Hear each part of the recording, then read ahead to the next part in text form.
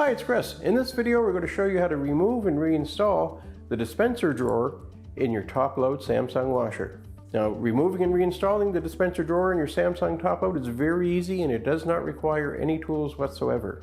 Keep in mind if your machine needs to be repaired, it's usually simple enough to do it yourself. Visit PartSelect.com, enter your model number, and quickly find and order the part you need.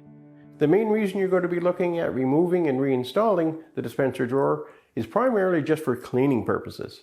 But as it is a drawer that gets pulled in and pushed out over time, it can wind up cracking and breaking, and you'll have to replace it for that reason.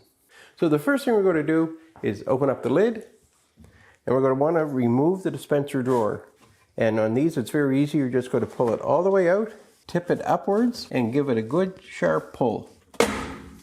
And that'll release your dispenser drawer. So now you can either take and clean your dispenser drawer, if that's the reason you're taking it out, or if it's broken, because sometimes these locking tabs will break through normal wear and tear and you have to replace the drawer. In either case, to reinstall it is just as easy. You're just going to bring the drawer into place, raise it up a little bit, give it a push inwards, slide it all the way in, close the lid of your washer. So there you go. It's just that easy to remove and reinstall the dispenser drawer on your Samsung top-load washer.